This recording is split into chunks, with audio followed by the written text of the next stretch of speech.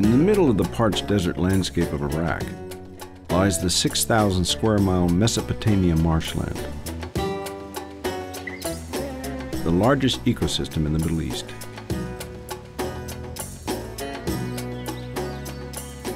These wetlands were once the childhood haven for Azzam Alwash.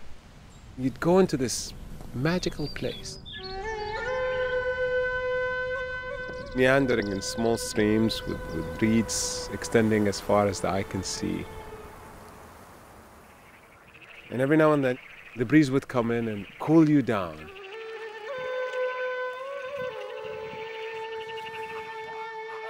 The marshlands were much more than Azzam's respite from the desert heat.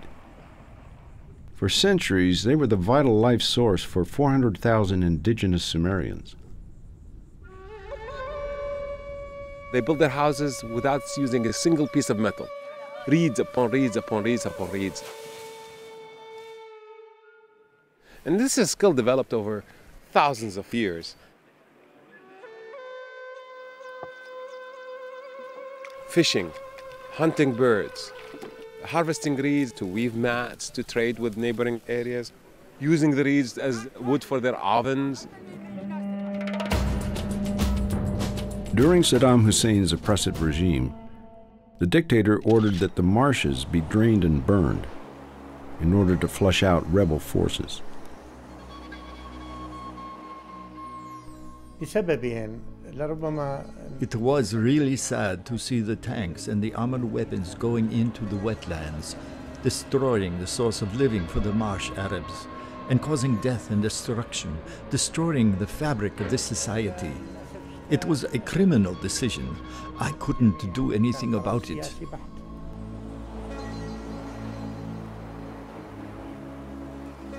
This is part of maybe 200 square kilometer area that was just nothing but reed forests. And what you see here are the remnants of the reed forest that existed here in the heydays of the marshes.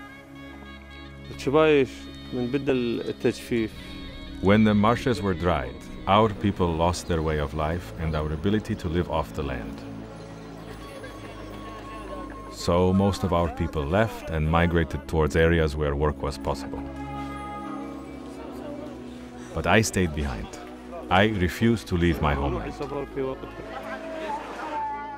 Because of the tyrannical government, Alwash fled Iraq for Los Angeles, where he became an engineer.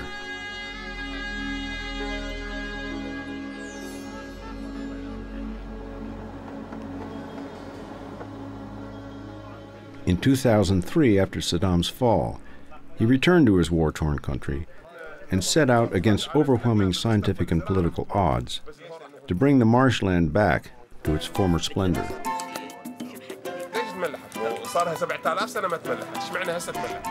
Azzam worked with the marsh Arabs to plan for the sustainable restoration using his engineering and technical skills. I only helped in suggesting areas where breaches can be very productive, can allow for continuity of flow. And so, lo and behold, experts don't know diddly. Because within 6 months of introducing water, the reeds came back, the fish came with the water. Today, as we speak, 76% of the marshes that are possible to restore have been restored. The Iraqi people appreciate that Azzam began working so seriously on the restoration of the marshes at a time when that was extremely difficult, when nobody was talking about this issue.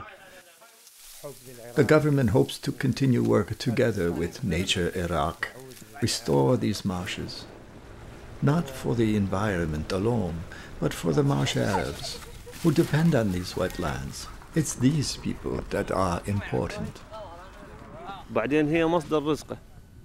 When the marshes came back to life, we found our self-respect. They gave us back our soul.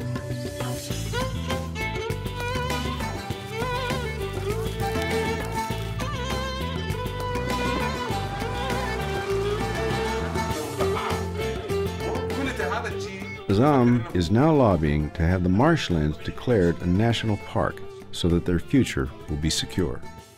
Never say it can't be done. They said that like 10 years ago. It can't be done. Dream and dream big. It's free, first of all, but it's possible.